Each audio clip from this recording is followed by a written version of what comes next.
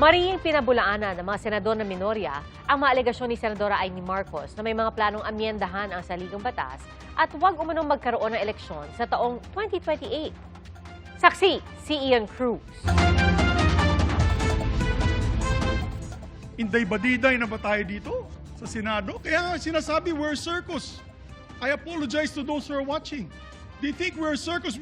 Ito ang reaksyon ni Senador Mig Zubiri sa presentasyon ni Senadora Amy Marcos sa kanyang privilege speech kanina.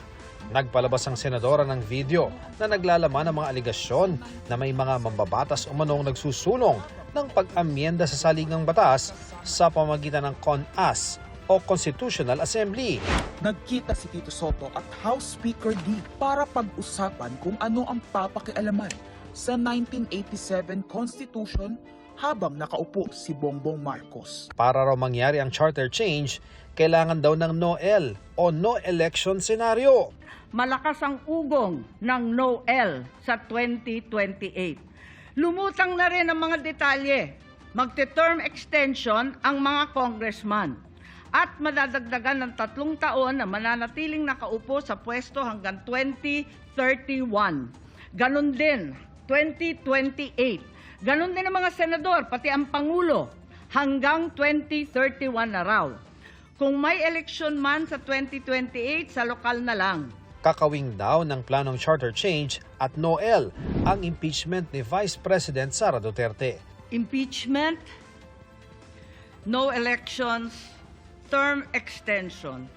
Ito ang inaatupag ng ilang mambabatas na nagiging mambubutas ng sikmura ng taong bayan. Tanong ngayon, ayaw ba talaga ng palasyo sa tiyatsa o kunwari lang?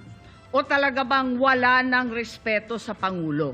Sabi ni Marcos, may mga source daw siya tungkol sa mga napag-usapan sa meeting. Bukod kay Lito Banayo, napakarami kong sources patungkol sa mga meeting na naganap para sa isinusulong na Constituent Assembly o CONAS. Mga kalipunan ng mga politikong hindi nananalo sa mga matataas na posisyon, inaambisyon nila. Kung hindi kayang manalo sa boto, baguhin na lang ang konstitusyon. Sinisika pa naming makuha ang panig ng Malacanang tungkol sa sinabi ng senadora. Wala pang pahayag kaugnay nito si House Speaker Bogie D. Pero ang mga miyembro ng minorya inalmahan ang mga akusasyon ni Marcos. Giit nila, walang katotohanang isinusulong nila ang tiyatsa. The video that the lady senator presented was obviously opinionated, a propaganda tool, right? It's should be stricken off the record, Madam President. And it's unparliamentary. We've seen videos presenting evidence on issues that are taken up on the floor. Sinagundahan ni Senate Minority Leader Tito Soto ang mosyon ni Zubiri, sabay ng pag-alma sa aligasyon sa kanya ni Marcos. You should not be surprised if I often see Bogie D. Because Bogie D is my golfmate.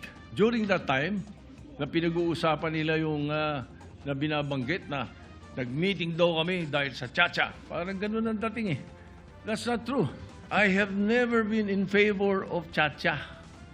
Charter change? Never. From the day I became a senator up to the present, ang kailangan natin, katsa, character change.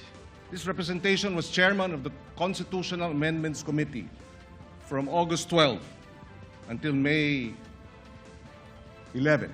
The Committee on Constitutional Amendments never held hearings on constitutional change.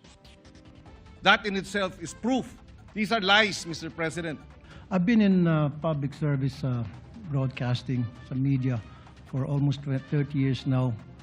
First time na ako nakita ng House Show presentation kanina. Sana wag natin gamitin yung plenary para sa mga conspiracy theories natin.